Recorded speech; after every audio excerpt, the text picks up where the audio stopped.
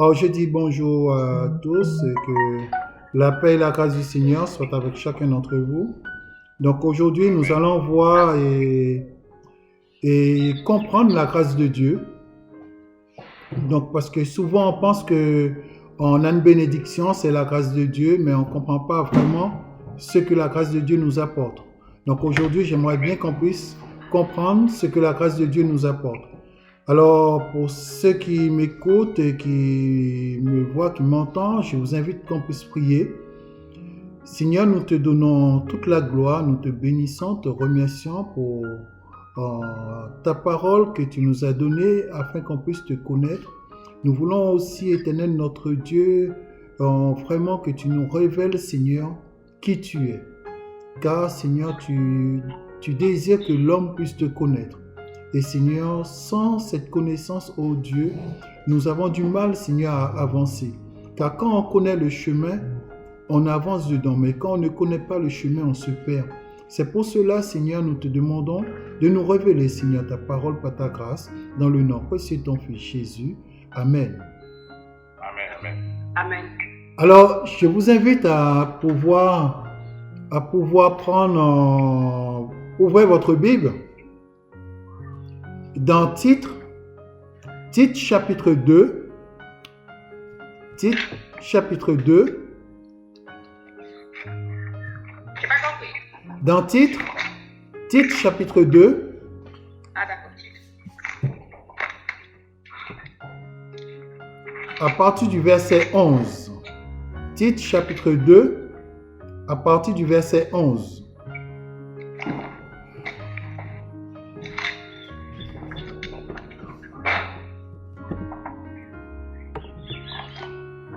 Alors, je lis, il nous dit, la grâce de Dieu, source de salut pour tous les hommes, a été manifestée. Elle nous enseigne à renoncer à l'impiété et aux convoitises mondaines et à vivre dans le siècle présent selon la sagesse, la justice et la piété. Donc, dans ce verset, il nous parle, il nous explique, parce que Dieu n'a jamais voulu qu'on puisse rester sans connaissance, puisque son peuple périt par faute de connaissance. Donc, il veut nous apporter la connaissance déjà sur la grâce. Donc, il nous dit que sa grâce est source de salut. Donc, la grâce de Dieu, dans la grâce de Dieu réside toute la sagesse, l'intelligence pour que l'homme parvienne au salut. Alors, pour pouvoir parvenir au salut, tu dois vraiment comprendre c'est quoi la grâce. Parce que le source du salut, c'est la grâce. Donc, pour comprendre bien, donc, il faut savoir que la grâce, c'est une faveur accordée. Donc, c'est quelque chose que Dieu nous accorde, auquel on n'a pas de mérite de recevoir cette chose. Quand on te dit on te fait grâce, c'est parce qu'on t'a donné un cadeau, mais tu n'as pas payé, tu n'as pas souffert, tu n'as rien fait pour cela. Mais tu l'as reçu. Tu l'as reçu gratuitement. Donc c'est ce qui s'appelle la grâce de Dieu. Et la Bible nous dit c'est un don gratuit. Donc, ne cherche pas à savoir pourquoi Dieu l'a fait pour toi, cherche à comprendre une seule chose. C'est par amour qu'il l'a fait. C'est parce qu'il t'aime. Donc parfois quand tu passes dans des moments difficiles, tu crois que Dieu t'a oublié. Je peux te dire que tu n'es pas oublié par Dieu. Il est impossible que Dieu nous oublie. Mais tout simplement, parfois, la solution, il l'a déjà mise sous nos yeux. Mais on ne prend pas le temps de pouvoir entrer dans cette solution. Donc cette faveur qui nous a été accordée, c'est la faveur d'accéder au salut. Tu sais, quand tu n'as pas d'espérance, moins de petites choses, tu souffres parce que tu n'as pas d'espérance. Mais quand tu as de l'espérance, tu sais que quelle que soit l'épreuve que tu passes, cela va se terminer et cela va s'améliorer. L'épreuve va servir uniquement à pouvoir améliorer les choses pour toi. Donc, ça va apporter un impact c'est cette source-là et l'impact que ça va apporter à ta vie. C'est une porte qui va s'ouvrir pour toi. Donc, il nous dit aussi que cette grâce-là a été manifestée. Mais cette manifestation, il faut comprendre, quand quelque chose est manifesté, c'est quelque chose qui n'est plus caché. C'est quelque chose qui est visible maintenant. Il n'est plus caché. Donc, ça a été manifesté. Et quand on dit manifesté, c'est qu'il est à portée de tout homme, de toute femme, de pouvoir comprendre. Donc, aujourd'hui, tu es en mesure de comprendre parce que cela n'est plus caché. Dans le temps passé, la grâce de Dieu était cachée pour que les gens puissent... et les gens n'arrivaient pas à comprendre. Mais aujourd'hui, c'est une porte ouverte. Donc aujourd'hui, tu peux accéder à cette source de salut. Donc, le fait que ça a été manifesté, qu'est-ce qu'elle fait? Elle nous enseigne. Alors, contrairement à ce qu'on croit que la grâce de Dieu, c'est une bénédiction qui est venue parce que j'ai reçu quelque chose. Mais première chose, je ne te dis pas non, mais première chose que la grâce de Dieu nous apporte, c'est un enseignement. Pouvoir comprendre que le salut est ouvert, que le salut est à portée de tout homme, de toute femme. Parce que Dieu, tu peux voir beaucoup de misère sur la terre, mais si tu perds ton âme, c'est encore pire. Mais si tu es vraiment dans le salut de Dieu, quelles que soient les épreuves, comme les prophètes qui ont eu beaucoup d'épreuves, il y a ceux qui sont morts, mais ils ont compris une chose, c'est que Dieu les avait promis quelque chose de meilleur et ils se battaient pour cela. Donc, nous, on doit comprendre que Dieu veut qu'on puisse se battre pour le salut. Donc, l'enseignement qu'il nous donne, c'est parce que Dieu a compris une chose, comme il l'a dit. Mon peuple périt par faute de connaissance. Et par faute de connaissance, on ne comprend pas Dieu et on n'arrive pas à connaître Dieu. On le dit tout le temps et c'est vrai, la parole de Dieu, c'est le chemin pour pouvoir connaître Dieu. Mais connaître Dieu n'est pas suffisant de le connaître par sa parole. Mais il faut le connaître comme tu connais ton ami. Il ne faut pas à chaque fois que tu as besoin de Dieu que tu puisses ouvrir ta Bible pour pouvoir savoir ce qu'il te dit. Mais Dieu veut te parler, Dieu veut avoir une relation avec toi pour te communiquer, pour te révéler les choses. Mais dans tout cela, tu peux le trouver dans la grâce de Dieu et dans l'enseignement qu'il nous apporte. Donc il nous dit qu'il nous enseigne. Donc je te fais connaître aussi des points de réflexion, que tu puisses faire des réflexions sur la grâce de Dieu, sur cette source de salut, mais aussi sur ce qui a été manifesté pour toi et pour moi. Donc, l'enseignement qu'il nous apporte, l'enseignement, c'est de faire comprendre et une science, de faire comprendre un art, de faire comprendre une discipline. Donc, tout cela, l'enseignement est là pour nous faire comprendre les choses. Quel que soit le sportif de haut niveau, il a dû apprendre les choses. Quel que soit le philosophe, il a dû apprendre les choses. Donc, l'enfant de Dieu doit apprendre aussi. On ne doit pas seulement rester pour dire que voilà, et avec Dieu j'ai tout. Non, il faut apprendre. La grâce de Dieu, ça nous pousse à apprendre. C'est une source de salut pour nous pousser à apprendre. Donc, il nous dit, qu'est-ce qu'il nous dit d'apprendre? Alors, donc, si on regarde bien, que cette source de salut nous enseigne à renoncer aux convoitises. Donc, première chose, à renoncer à l'impiété. Donc, tu vois déjà ce mot renoncement. Donc, pour pouvoir suivre Dieu, connaître Dieu, entrer en contact avec Dieu, tu es obligé de renoncer à un certain nombre de choses. Parce que par ta naissance, il y a beaucoup de choses qui sont impliquées dans ton éducation. Et tu dois renoncer à ces choses. Parce que si tu ne renonces pas à ces choses, tu ne pourras pas connaître ton Dieu. Déjà, Paul nous le dit, si quelqu'un croit connaître, il se trompe, car il n'a pas encore connu comme il devait connaître. Donc, on voit que on doit toujours chercher à connaître. Toujours chercher à connaître. C'est important pour nous de chercher à connaître. Donc, renoncer. Donc, c'est important de renoncer aux choses auxquelles tu es attaché, aux choses auxquelles tu aimes. C'est pas chose facile, je le comprends. Pour moi, c'est pas facile. Donc, j'imagine aussi pour toi, c'est pareil. Parce qu'on n'est pas différents. Que toi, que moi, on a les mêmes faiblesses. Mais on doit y renoncer. Si on veut vraiment connaître Dieu, on doit y renoncer aux choses qui nous plaisent, aux choses qu'on a depuis notre plus tendre enfance. Mais on doit renoncer à ces choses-là. Et il nous dit, après renoncement, donc renoncement, on peut dire, c'est synonyme de rejet, d'abandon.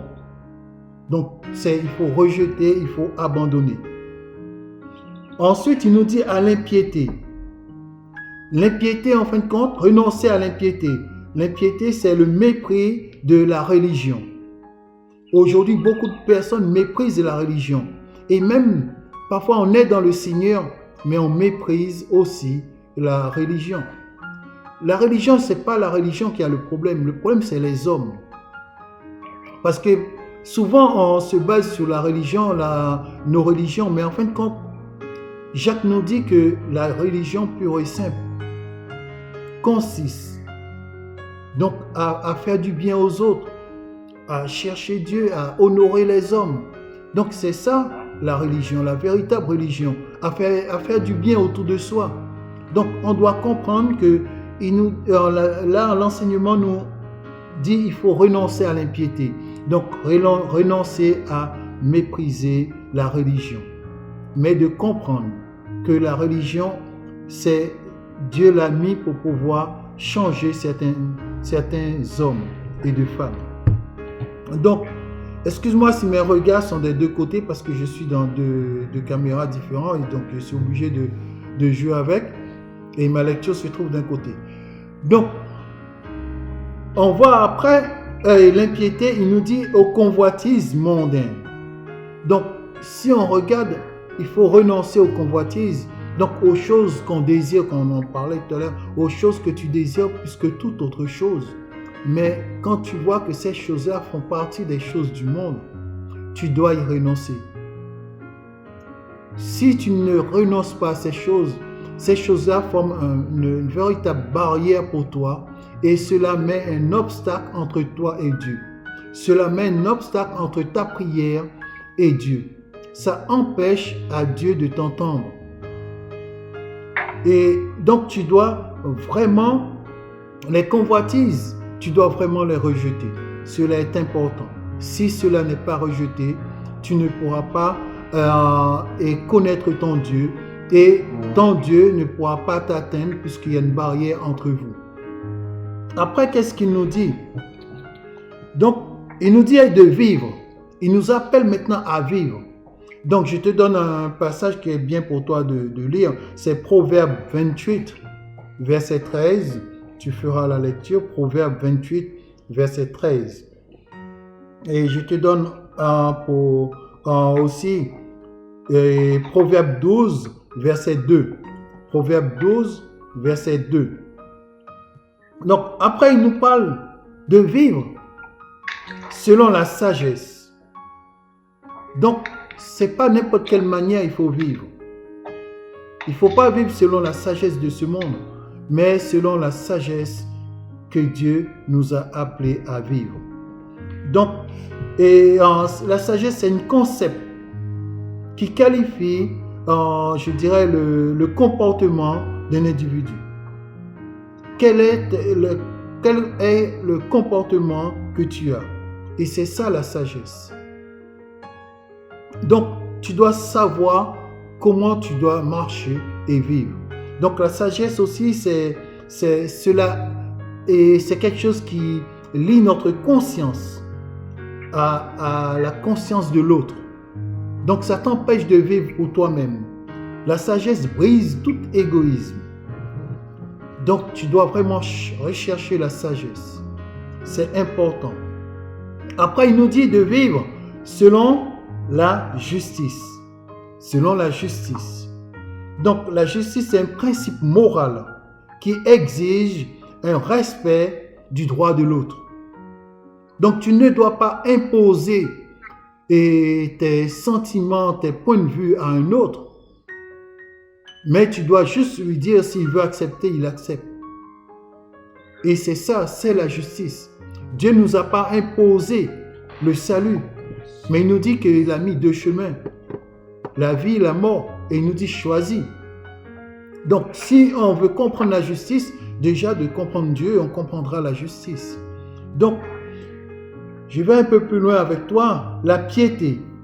Donc, il te dit de vivre selon la piété. Et la piété, c'est quoi?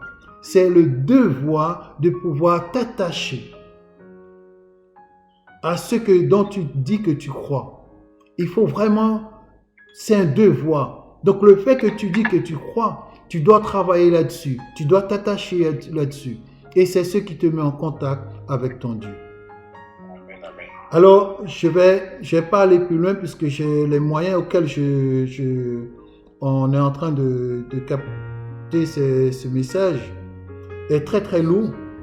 Donc, je vais m'arrêter là et je vais vous donner quelques versets bibliques encore. Donc, vous avez Jacques 1, verset 26 à 27.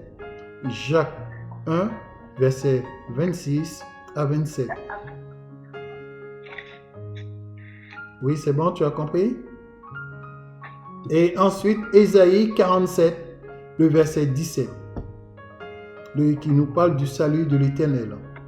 Et le passage de Jacques qui nous parle de ce qu'on a vu de la religion. Alors, par la grâce de Dieu, je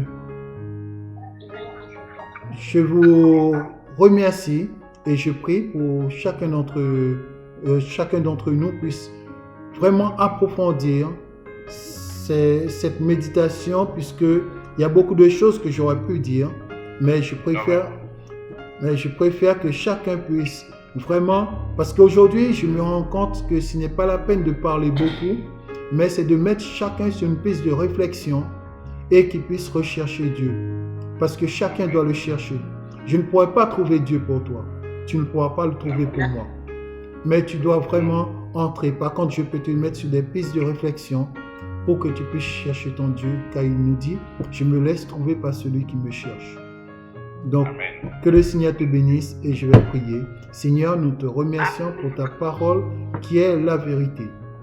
Et je remets tous ceux qui entendront cette vidéo, Seigneur, entre tes mains et qui puissent vraiment s'approfondir dans la recherche de ta parole, car tu es un Dieu ouvert et tu veux que les hommes puissent te connaître.